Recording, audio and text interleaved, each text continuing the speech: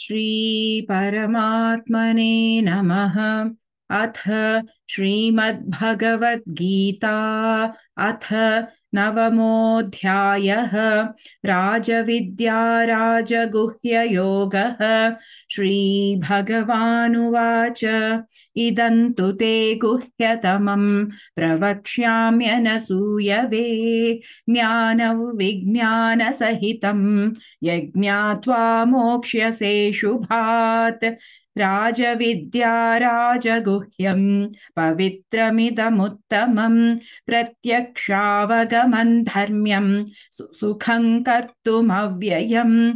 अश्रद्धधानाः पुरुषाः धर्मस्यास्य परन्तप अप्राप्यमान्निवर्तन्ते मृत्युसंसारवर्त्मनि। मया ततमिदं सर्वं जगदव्यक्तमूर्तिना मत्स्थानि सर्वभूतानि न चाहन्तेष्वस्थितः न च मत्स्थानि भूतानि।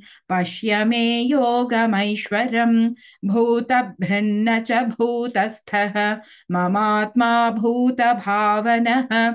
यथाकाशस्थितो नित्यं वायुः सर्वत्र गो महान् तथा सर्वाणि भूतानि मत्स्थानीत्युपधारय। सर्वभूतानि कौन्तेय प्रकृतिं यान्ति मामिकां कल्पक्षये पुनस्तानि कल्पादौ विसृजाम्यहम्। प्रकृतिं स्वामवष्टभ्य विसृजामि पुनः पुनः। भूतग्राममिमं कृत्स्नम् अवशं प्रकृतेर्वशात् न च मान्तानि कर्माणि निबध्नन्ति धनञ्जय।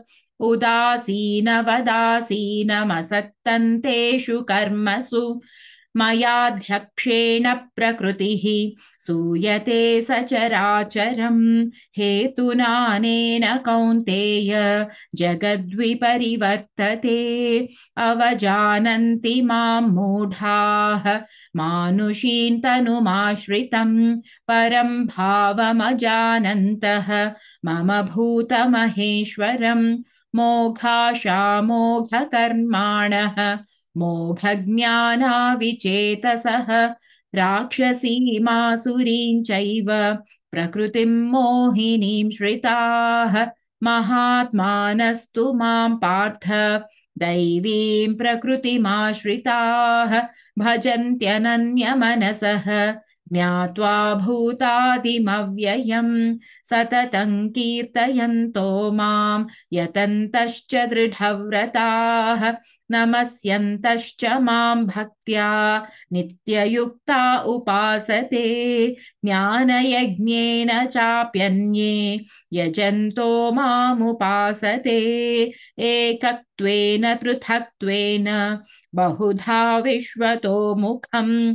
अहं क्रतुरहंयज्ञः स्वधाहमहमौषधम् मन्त्रोऽहमहमेवाज्यम् अहमग्निरहं हुतम्।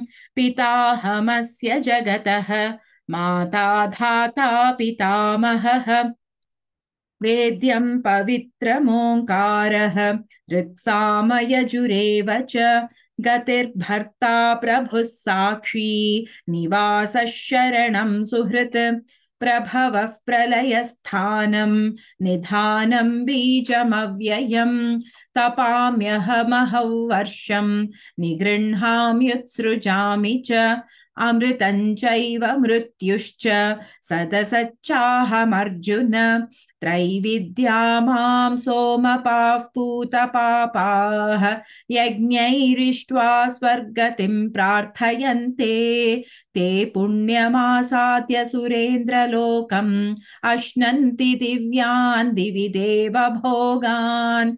ते तं भुक्त्वा स्वर्गलोकौ विशालम् क्षीणे पुण्ये मर्त्यलोकौ विशन्ति। एवं त्रयी धर्ममनुप्रपन्नाः गतागतं कामकामा लभन्ते। अनन्याश्चिन्तयन्तो मां ये जनाः पर्युपासते तेषां नित्याभियुक्तानां योगक्षेमौ वहाम्यहम्।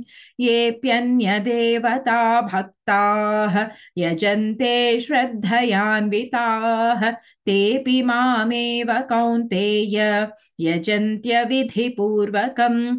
अहं हि सर्वयज्ञानां भोक्ता च प्रभुरेव च। न तु मामभिजानन्ति तत्त्वेनातश्च्यवन्ति ते। यान्ति देवव्रता देवान् पितॄन्यान्ति पितृव्रताः। भूतानि यान्ति भूतेज्याः यान्ति मद्याजिनोऽपि माम्। पत्रं पुष्पं फलं तोयं यो मे भक्त्या प्रयच्छति तदहं भक्त्युपहृतम् अश्नामि प्रयतात्मनः। यत्करोषि यदश्नासि यज्जुहोषि ददासि यत् यत्तपस्यसि कौन्तेय तत्कुरुष्व मदर्पणम्। शुभाशुभफलैरेवं मोक्ष्यसे कर्मबन्धनैः। सन्न्यासयोगयुक्तात्मा विमुक्तो मामुपैष्यसि। समोऽहं सर्वभूतेषु न मे द्वेष्योऽस्ति न प्रियः। ये भजन्ति तु मां भक्त्या मयि ते तेषु चाप्यहम्। अपि चेत् सुदुराचारः भजते मामनन्यभाक् साधुरेव समन्तव्यः सम्यग् व्यवसितो हि सः। क्षिप्रं भवति धर्मात्मा शश्वच्छान्तिर्निगच्छति। कौन्तेय प्रतिजानीहि न मे भक्तः प्रणश्यति। मां हि पार्थव्यपाश्रित्य येऽपि स्युः पापयोनयः। स्त्रियो वैश्यास्तथा शूद्राः तेऽपि यान्ति परां गतिम्। किं पुनर्ब्राह्मणाः पुण्याः भक्ता राजर्षयस्तथा। अनित्यमसुखल्लोकम् इमं प्राप्य भजस्व मां। मन्मना भव मद्भक्तः मद्याजी मां नमस्कुरु। मामे वैष्यसि युक्त्वैवम् आत्मानं मत्परायणः। ॐ तत्सदिति श्रीमद्भगवद्गीतासु उपनिषत्सु ब्रह्मविद्यायां योगशास्त्रे श्रीकृष्णार्जुनसंवादे राजविद्या राजगुह्ययोगो नाम नवमोऽध्यायः। सर्वधर्मान् परित्यज्य मामेकं शरणं व्रज। अहं त्वा सर्वपापेभ्यः मोक्षयिष्यामि मा शुचः।